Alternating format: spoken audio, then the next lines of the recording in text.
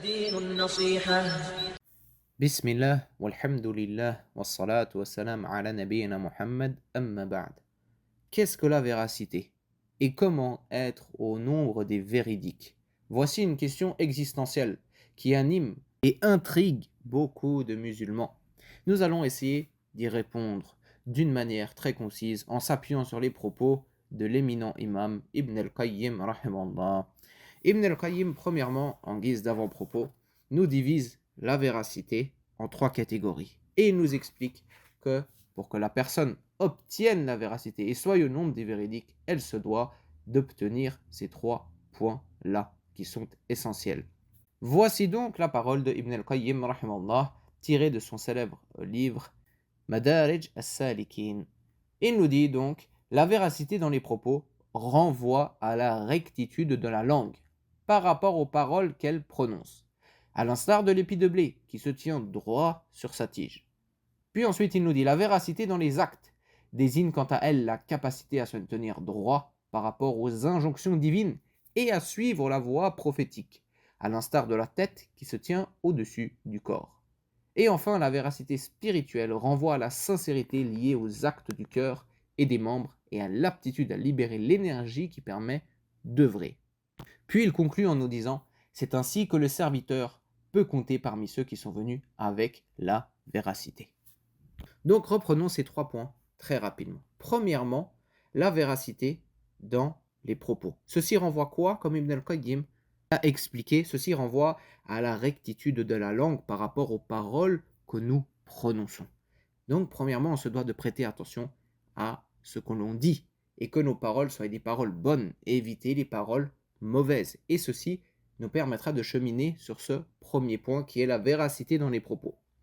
Deuxièmement, la véracité dans les actes. Et ceci est composé de deux choses essentielles. C'est premièrement la capacité à se tenir droit par rapport aux injonctions divines. Donc ce que Allah nous a demandé d'effectuer, ou nous a demandé au contraire de ne pas effectuer, de s'éloigner de ces choses-là, eh bien on se doit de le faire, on se doit de se tenir fermement sur cette voie des injonctions divines en se soumettant à cela. Et comment est-ce qu'on doit justement procéder dans ces injonctions divines? Comment les faire, ces injonctions divines? Eh bien, ceci en suivant la voie prophétique, la voie du prophète Mohammed sallallahu alayhi wa sallam. C'est-à-dire que les actes demandés, les actes obligatoires, on les effectue comme le prophète sallallahu alayhi wa sallam les a fait. Et de la même manière, sans rajouter ou sans changer cette manière d'effectuer ces actes-là. Puis ensuite, le dernier élément, qui est la véracité spirituelle, et ceci renvoie à la sincérité. Lorsque nous effectuons des actes d'adoration, que ceci soit des actes du cœur ou des actes du corps, eh bien, on doit justement toujours faire ceci sincèrement et purement pour Allah Azzawajal, pour l'agrément d'Allah, et en visant cette chose-là uniquement.